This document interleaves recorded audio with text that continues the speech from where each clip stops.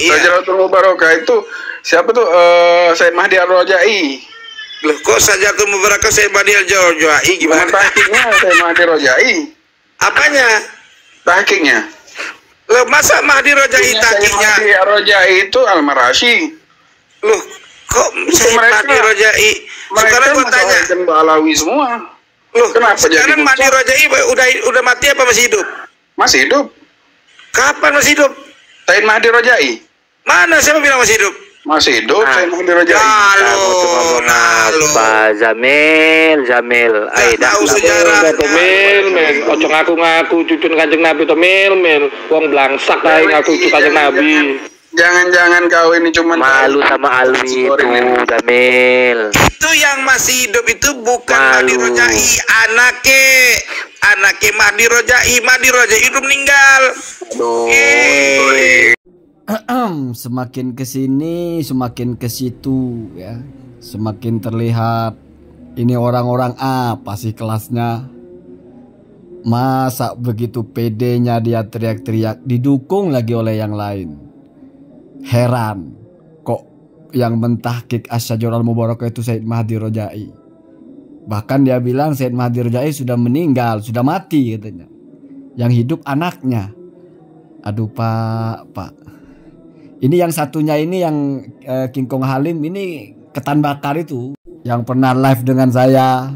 Yang saya jelaskan tentang Ibrahim bin Mansur. Terus dia tanya, Ibrahim bin Mansur masih hidup apa enggak? Pokoknya orang-orang yang tidak sepakat dengan mereka ini, satu mau dibilang mati. Jadi kalau enggak dibilang bodoh mati. Kalau Sakhowi bocah kemarin sore, Said Mahdi Rajai sudah mati. Ini ada otaknya nggak orang-orang begini ya? Kadang-kadang saya heran. Atau ada tapi nggak dipakai gitu. Kiai Haji Imaduddin aja itu pede kok berkirim surat kepada Said Mahdi Rajai. Apakah Kiai Haji Imaduddin itu ngirim surat sama orang mati gitu?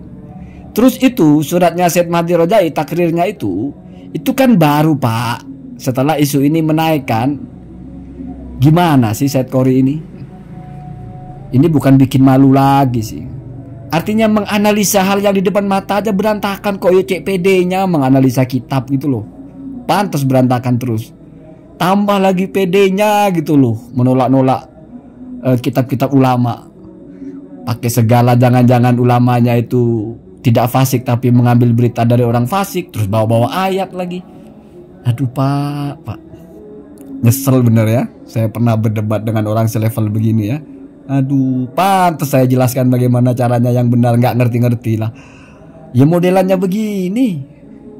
Gimana ceritanya Said Mahdi Rajai bisa meninggal gitu loh. Saya jadi mikir jangan-jangan gara-gara seperti ini ya jadi Said Qori ini dikeluarkan dari timnya ya. Karena kayaknya ini blundernya luar biasa nih. Coba bayangkan kalau ini masih tergabung dalam timnya Kiai Haji Imaduddin misalnya. Dengan pernyataan-pernyataan seperti ini, Said Mahdi Rajai sudah meninggal lah. Ada lagi bilang saya bertobat lah. Ada lagi Habib gak ada yang alim lah, ilmunya dipantat dibool lah. Yang begini aduh. Saya masih heran kalau orang-orang model begini nih masih aja ada yang percaya. Saya jadi ingat Salafi Wahabi. Nah, Salafi Wahabi itu semenyimpang-menyimpangnya itu ustaz-ustaznya lumayan. Ada Dr. Khalid Basalama, ada Dr. Firanda. Nggak akan sekonyol ini ucapan-ucapannya ya. Nggak akan seaneh-aneh begini. Kalau ini mah anak SD sudah tahu orang-orang ini bermasalah ini. Setiap live itu kalau Said Qori ngomong semuanya sepakat, walaupun aneh-aneh. Zaini bertobat, alhamdulillah gitu. Ini Bib Jamil dikeroyok ini gara-gara bawa nama Said Mahdi Rajai. Katanya Said Mahdi Rajai udah meninggal, yang hidup anaknya. Kalau anaknya itu Sayyid bin Mahdi Rajai Pak Tengku, itu namanya Sayyid Mahdi Rajai kok. Itu kitab yang mentahqiq Asy-Syajaratul Mubarakah Sayyid Mahdi Rajai. Yang membuat surat takrir tentang Ba'alawi itu Sayyid Mahdi Rajai. Yang dibacakan dalam live di Padasuka dan Gus Jazuli mau tidak mau terpaksa mengakui. Pernyataannya Sayyid Mahdi Rajai kan sudah biasa dalam kitab nasab itu lazim ada nama-nama yang tidak tertulis, tidak berarti itu batal nasabnya, tidak berarti lalu orang itu tidak ada. Apa kata Gus Jazuli? Iya, kalau kita memakai teori ilmu nasab, metodologi nasab memang tidak mesti orang-orang yang tidak disebut namanya dalam kitab nasab terdahulu itu berarti tidak ada, tidak mesti begitu. Itu kan berarti sudah mengakui toh, udah selesai. Teori yang diangkat-angkat itu udah tumbang sendiri. Mau tidak mau diakui sendiri kalau teorinya aneh.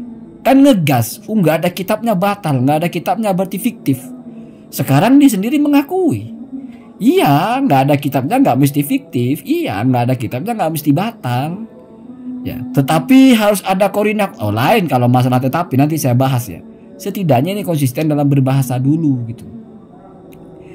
Kalau si dua orang ini yang dan lain-lain ini, aduh Pak, kasihan saya ya.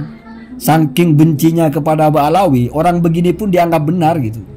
Jadi komentator-komentator yang masih mendukung orang-orang seperti ini ya itu karena kebencian saja, nggak mungkin pakai akal waras.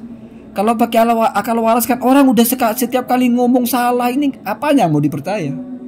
Dia bikin seminar, minta diundang kemana-mana, setelah diundang dia bikin seminar, dia bacakan kitabnya Abah Alawi, ini kitab tipu-tipu ini, bakar.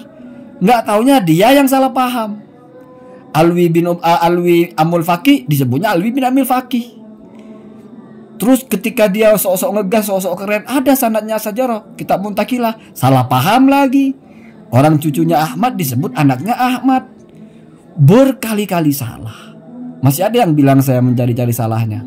Orang begini nggak usah dicari salahnya, udah salah semua. Nyari-nyari itu kalau sedikit. Namanya nyari-nyari ya. Artinya sesuatu yang susah ditemukan. Lah asal ngomong begitu apanya yang mau dicari? Justru orang seperti ini dicari-cari benarnya. Di mana benernya gitu loh. Baca kitab sudah harkatnya begitu, memahaminya ya begitu.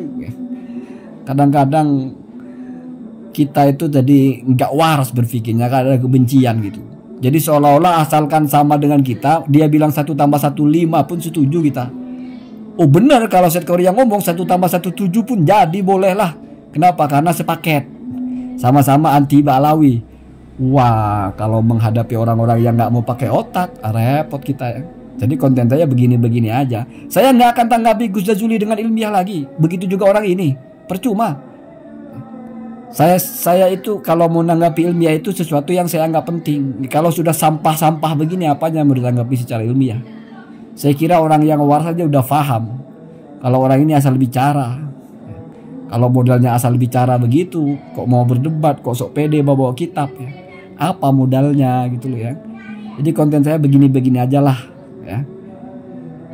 Gojlok lah, bahasa roasting lah bahasanya ya. Udah nggak menarik orang-orang ini untuk ditanggapi secara ilmiah, melecehkan ilmu ya. Kalau bawa ilmu untuk menanggapi orang-orang seperti ini ya. Kalau Gus Jazuli mungkin masih layak, tapi ya sudahlah dulu ya. Saya cuma perhatikan sudah mulai pindah-pindah gawang, sudah mulai merubah-rubah, ganti-ganti, udah mulai metelin ayat ini, ayat itu, atau kitab ini, bahasa itu. Tapi masih saja ya, tetap lucu pada akhirnya. Nanti saya akan sampaikan setelah dia utuh menyampaikan teorinya, baru nanti saya tanggapi. Saya udah males ngecer-ngecer ya. Cukup seperti itu ya. Allahumma hadina ada sabil.